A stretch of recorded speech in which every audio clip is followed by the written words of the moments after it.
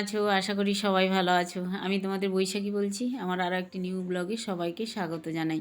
এখন সকাল 6টা বাজে। এখন থেকেই আমি ব্লগটা শুরু করলাম। তো রান্নাঘরে কিছুটা কাজ এগিয়ে নিয়েছি। বাসন টাসন ছিল, রান্নাঘরটা পরিষ্কারও করে নিয়েছি ঘুম থেকে ওঠার আগেই। তারপরে রান্নাঘরে এসেই দেখো টিফিন বানাচ্ছি আর কি। আজকে ছেলেকে চাউমিন দেবো।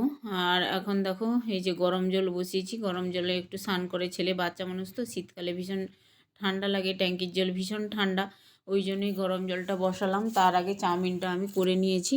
আর দেখো একটু গাজর ডিম টিম দিয়ে এক চাও করে দিয়েছি আর কি। ও টিউশন ছুটি হবে সেই 10টা 15তে, তারপরে স্কুলে চলে যায়। ও কোনো ফাঁকেই টিফিনটা করে নেয় আর কি। আর স্কুলে মিড ডে মিল দেয়, মিড ডে মিলটা খেতে চায় না, তো একটু শশা দিয়ে দিলাম। আর আমার হাজব্যান্ড আজকে টিফিনও নেবে না, ভাতও খেয়ে যাবে না, ওই জন্য সকালবেলা আমার রান্না নেই। নাহলে এমনি ভাত রান্না করতে হয় সকালবেলা টিফিনে। আর এখানে দেখতে পাচ্ছ একটু চা বসিয়েছি, ওইদিকে দুধ গরমটা হচ্ছে আর কি। তো চা ভীষণ খেতে ইচ্ছে করছে, দুধ চা। আর আমি একার জন্য এই চাটা করছি। তো কারণ হচ্ছে মেয়ে ঘুম থেকে ওঠেনি, শাশুড়ি মাও ওঠেনি আর কি। ওরা উঠলে পরে খাবে। শাশুড়ি মা তো দেরি করেই ওঠে ঘুম থেকে, যাই হোক বয়স হয়েছে ওনার। আর আমি একটু চা খেয়ে নিচ্ছি আর কি, চা বিস্কুট। চা খেলেই না কাজ করতে ইচ্ছে করে, তার আগে মানে চা না খেলে হয় না আর কি। একটু চা খেয়ে তারপরে কাজে নামি। তো চা খাওয়া কমপ্লিট হয়ে গেছে। তারপরে দেখো ঘরের কাজে লেগে পড়েছি। আর কলপাট থেকে জল টল তোলা আমার কমপ্লিট হয়ে গেছে। কয়েকটা জামা কাপড় ছিল, ওগুলো ধোয়া হয়ে গেছে। আর এখন ঝাঁট দিচ্ছি। আমার ছেলে তো বেরিয়েই গেছে, আমার হাজব্যান্ড নিয়ে গেছে। হাজব্যান্ড ওখান থেকে ছেলেকে ছেড়ে দিয়ে চলে যাবে অফিস। আর আমার এখন মানে দুপুরবেলা একটু দেরি করে রান্না করলেও হবে, চলবে। আর এখন শীতকাল তো, রান্না করে রেখে দিলেও রাত্রে নষ্ট হয় না। তবে রাত্রে একটু রুটি রুটি করলে হয়ে যায় আর কি, দুপুরের তরকারি থাকলে। তো যাই হোক বন্ধুরা, আমি রুম টুমগুলো ঝাঁট দিয়ে নিয়ে এসেছি। বেডরুম, বেডশিট টেডশিটগুলো সব গুছিয়ে নিয়েছি। বেডরুমে ঝেড়ে মুছে একদম বেডশিটটা চেঞ্জ করিনি আজকে, তো এমনি ঝেড়ে দিয়েছি বিছানাটা। আর এখন ডাইনিংটা ঝাঁট দিয়ে একদম সিঁড়িটা ঝাঁট দেবো। সিঁড়িটা ঝাঁট দিই না প্রতিদিন, আর সিঁড়িতে ধুলোবালি পড়েছে আর কি, ওই জন্য আজকে একটু ঝাঁট দেবো সিঁড়িটা। আর রুমটা একটু ঝাঁট দিয়ে তারপরে হচ্ছে সিঁড়ি ঝাঁট দেবো আর কি। তো ঠান্ডাও লেগেছে আমার, ভালো লাগে না কিছু, মানে কোমরে ব্যথা করে আর কি। আর ঠান্ডাতে দেখবে বেশি ব্যথা বেদনা বেশি হয় আর কি, কখনো পা ব্যথা, পায়ের যন্ত্রণা, কোমরের যন্ত্রণা, এগুলো তো থাকেই। তো এইসব নিয়েই মানে এক বোঝা কাজ নেই সংসারে। সকাল থেকে একদম সন্ধে পর্যন্ত, রাত পর্যন্তই চলে টুকটাক করে, কাজকর্ম করে করে আর কি। তো বসেও থাকতে পারি না, এটা ওটা পড়ে থাকে চোখের সামনে। আর একা হাতে কাজ করতেই হয়, কোনো হেল্পিং হ্যান্ড নেই বা কেউ মানে করে দেওয়ার মতো নেই, সেই আমি ছাড়া, ঠিক আছে। তো যাই হোক, কাজকর্ম তো করতে হবে, ঘরবাড়ি তো পরিষ্কার করতেই হবে, তাই না? বাসি ঝাঁট তো দিয়ে অন্ততপক্ষে বাসি ঝাঁটটা দিতেই হবে। তো দেখো আমার ডাইনিং ডাইনিং সবই ঝাঁট দেওয়া হয়ে গেছে এ পাশটা। তারপরে আমি চলে যাব হচ্ছে ওই সিঁড়ি ঘর ঝাঁট দিতে আর কি। এই যে সিঁড়ি ঝাঁট দিচ্ছি বন্ধুরা, দেখো। আর সিঁড়িটা ঝাঁট দেওয়া হয় না, তবে প্রতিদিনই হাঁটাহাঁটি হয় হয় নিচে, কিন্তু ঝাঁট দিন আর কি। প্রায় 2 দিন হয়ে গেল সিঁড়িটা ঝাঁট দেওয়া হয়নি। আমার ভীষণ শরীরে খারাপ, বলছি না শরীর খারাপ, কোমরে ব্যথা করে, ওই জন্য কাজের প্রতিও আর ভালো লাগে না। তো সিঁড়িটা একেবারে ঝাঁট দিতে হবে। হাজব্যান্ড বলে দিয়ে গেছিলো একটু সিঁড়িটা ঝাঁট দিয়ে যেতে, তো আমি দিয়ে দেবো। হাঁটাহাঁটি করি কিন্তু সিঁড়িটাতে আর ঝাঁট দেওয়া হয় না আর কি। তো যাই হোক, পুরো প্যাসেজটা ঝাঁট দিয়ে প্যাসেজটা ধোয়া হয় আর কি। সিঁড়িটা আজকে 2 দিন হলো ঝাঁট দিইনি, তো আজকে আমি ভাবলাম না সিঁড়িটা একটু ঝাঁট দিয়ে দিই, ভীষণ ধুলোবালি হয়েছে। আর তারপরে প্যাসেজ তো সকালবেলা আমার হাজব্যান্ড একটু ধুয়ে দিয়েছে বাইরেরটা। সকালবেলা ও ধুয়ে দেয়, আমি যদি না নামি আর কি। আমি তো সকালে ভীষণ ব্যস্ত হয়ে পড়ি রান্নাঘরে, টিফিন রেডি করা, ছেলেকে কমপ্লেন দেওয়া, হাজব্যান্ড যদি খেয়ে যায় রান্নাবান্না করা, টিফিন দেওয়া, এগুলো আর কি। তো যাই হোক, দেখো ঝাঁট টাঁট দিয়ে উপরে চলে এসেছি।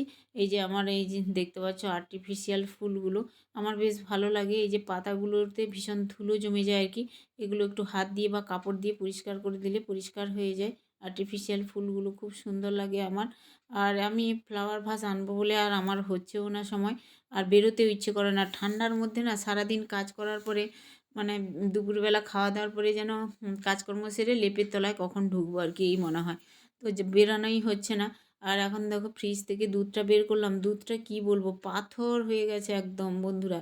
যে সঙ্গে সঙ্গে গরম করব সে হবে না, অল্প একটু দুধ আছে ওটাতে হবে না। চা খাবে শাশুড়ি মা, ওই জন্যই আগে থেকে দুধটা বের করে রাখলাম, জলে ফেলে দিলাম আর কি। জলে ফেলে দিলেই দেখবে মানে তাড়াতাড়ি বরফটা গলে যায়, বা গরম জল করে একটু হালকা গরম জল করে কিছু যদি ফেলা যায় আর কি, হাতে যদি সময় না থাকে, তাহলে দুধ বলো বা মাছ বলো তাড়াতাড়ি বরফ থেকে ছেড়ে যায় আর কি। ওই হচ্ছে ব্যাপার, ওই জন্যই আমি একটু হালকা গরম জলে ফেলে দিলাম দুধটা, যদি তাড়াতাড়ি বরফটা হয়ে যায়, ছেড়ে যায় আর কি। তো রান্নাটা চাপিয়েছি একদিকে, আর একদিকে দেখো কয়েকদিন ধরে না এই গ্রসারি জিনিসগুলো ছিল আর কি। ধরো মুড়ি, ছোলার ডাল, এমনি ছোলা, বাদাম, চানাচুর, এইগুলোই ছিল, মশলাপাতি এগুলো ছিল আর কি। তো ঢালা হচ্ছিল না। তো হ্যাঁ, রান্নার ঘরে দেখবে জিনিসপত্র থাকলে রান্না করতে যেরকম ভালো লাগে, আর যদি কৌটোতে না থাকে বা কোনো কিছুতে থাকে, হয়তো ঠোঙাতে থাকলে ওই ঠোঙা থেকে নিয়ে নিয়ে কাজ করা অসুবিধে হয় আর কি। ওই জন্যই আগে ভাগে যদি একটুখানি সমস্ত কিছু ঢেলে রাখা যায়, হাতের কাছে পাওয়া যায়, তাহলে সুবিধে হয়।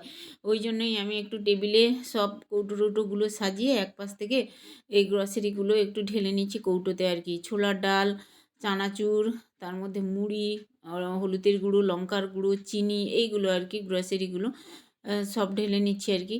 তার মধ্যে তোমার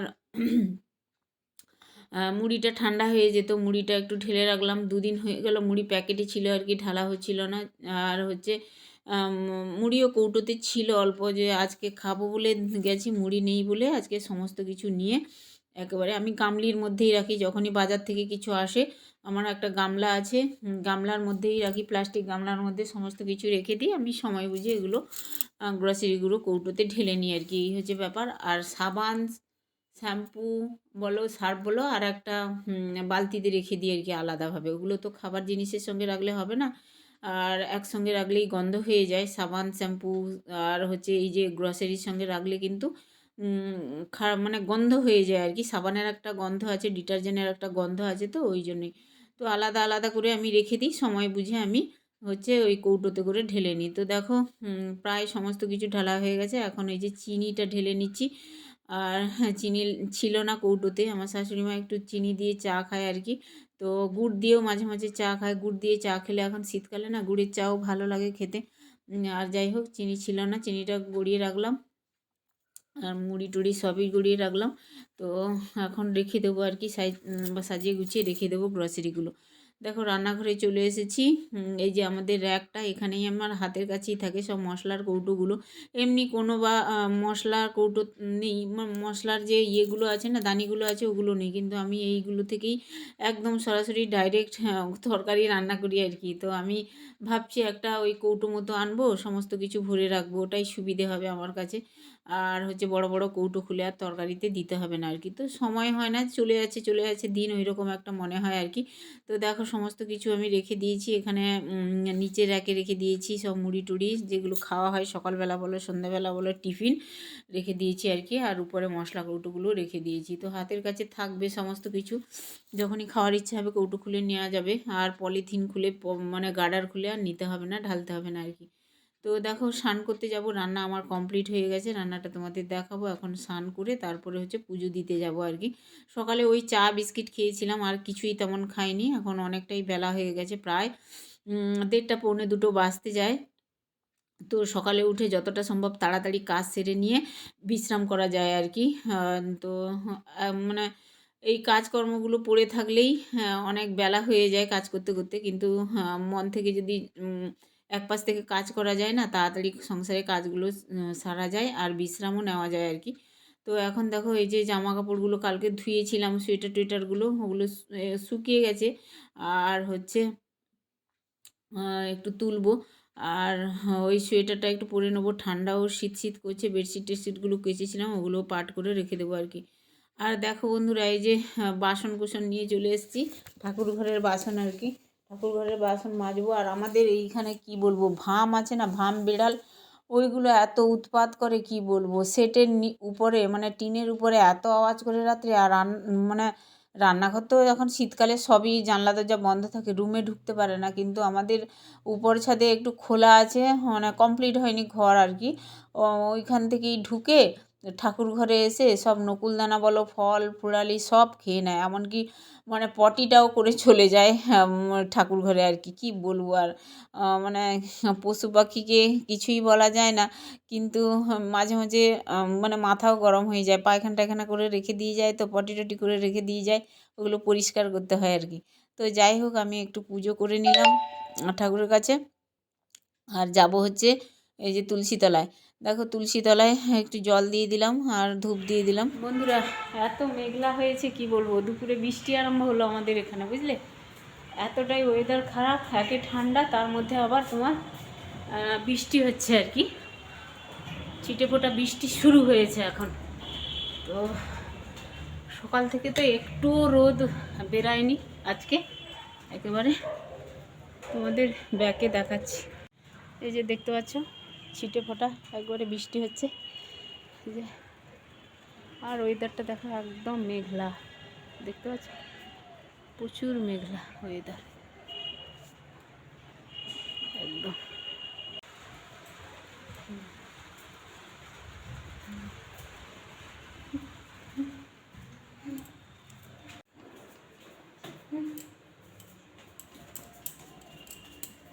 জামা কাপড়গুলো নিয়ে এসে একদম বেডের উপরে রেখে দেবো খাওয়া দাওয়ার পরে, তারপরে আমি পাঠ করবো আর কি, সন্ধেবেলা হোক বা খাওয়া দাওয়ার পরে পাঠ করে নেবো কোনো এক সময়। তো চলে আসলাম এখন রুমে, একটু গায়ে হাতে পায়ে তেল বোরোলিন না লাগালেই হয় না শীতকালে, একটু সাবান টাবান মাখলে না মুখ টুক সাদা হয়ে যায়, হাতটা সাদা হয়ে যায়, একটু তেল টেল মাখলে নিজেকে ফ্রেশ লাগে, ভালো লাগে আর কি। তো একটু বোরোলিন মাখলাম আর তেল টেল মাখলাম বডি অয়েল, তো মেখে তারপরে চলে আসলাম। দেখো আজকে রান্না করেছি, এখানে ভাত হয়েছে আর এইখানে হয়েছে সিম ভাজা, সিম ভাজা করেছি, আর মুগ ডাল রান্না করেছি, এখানে মাছের মাথাটা আছে, আর ডাকু দিয়ে তোমাদের দেখালাম না, মাছের মাথা দিয়ে মুগ ডাল করেছি, আর হচ্ছে সিম ভাজা, আর এখানে হচ্ছে সোয়াবিন আলু আর ফুলকপি দিয়ে একটা তরকারি বানিয়েছি আর কি। তো আমার মেয়ে আর ছেলে সোয়াবিন খাবে বললো, ওই জন্যই বানিয়েছি, একটু ভেবেছিলাম ফুলকপি আলুর তরকারি করবো শুধু, বললো সোয়াবিন দাও, তো সোয়াবিন দিয়েছি। আর সন্ধেবেলা দেখো পেয়ারা নিয়ে এসেছিলাম আমার হাজব্যান্ড আর কি, তো আমার ছেলেকে দেবো খেতে, আমিও খাবো, একটা একটা করে পেয়ারা কাটছি আর খাবো আর কি। পেয়ারা খেতে এখন ভালো লাগে, বেশ মিষ্টি লাগে, শীতকালের পেয়ারা খুব টেস্টি হয়, আর বাজারেও এমনি পাওয়া যায় আর কি, বেশ বড় বড় পেয়ারা বিক্রি হচ্ছে, তো হাজব্যান্ড নিয়ে এসেছিলো।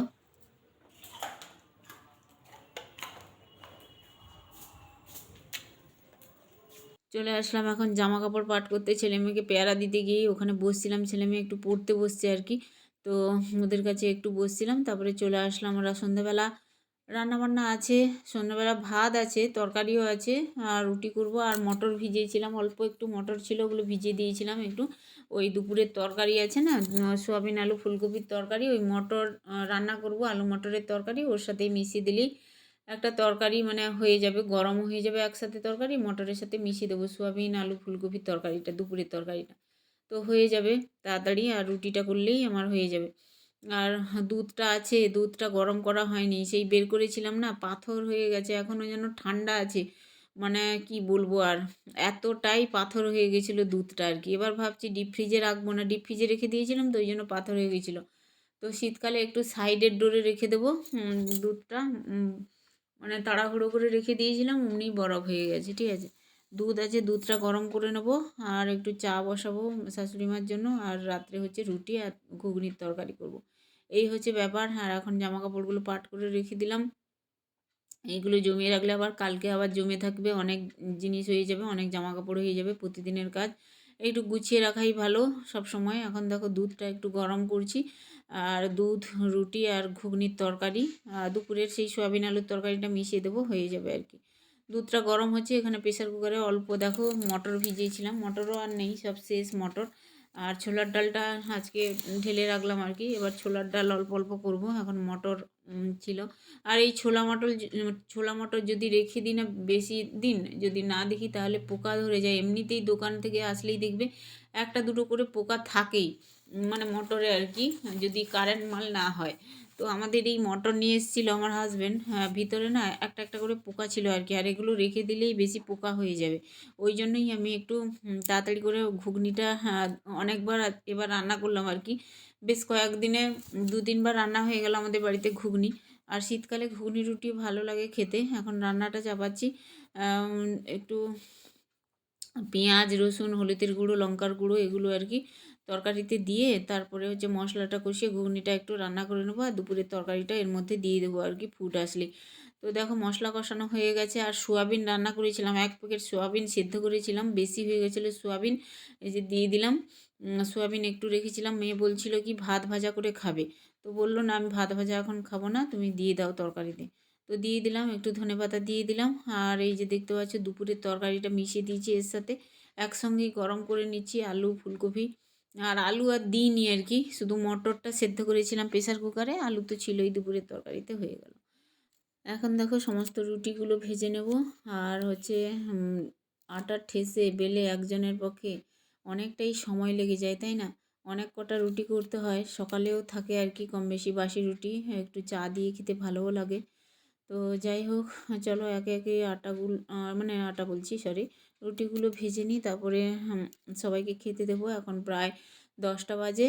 আর আমার শাশুড়ি মা বিছানায় আছে, ওনাকে ডাকলাম, উনি উঠবে না শীতে, ওনাকে খেতে দিয়ে আসতে হবে আর কি বিছানায়। তো তারপরে গিয়ে আমরা খাওয়া দাওয়া করবো আর কি। তো চলো, আমরা খাওয়া দাওয়া করে নিয়েছি, একটু জল খাচ্ছি, রান্নাঘরে গোছানো টোছানো হয়ে গেছে। তো চলো বন্ধুরা, আজকের ভিডিও কেমন লাগলো অবশ্যই কমেন্টে জানিও। আমার এই ভিডিও যদি ভালো লেগে থাকে তাহলে একটা লাইক কমেন্ট শেয়ার করে সাবস্ক্রাইব করে আমার পাশে থেকো। Thank you so much.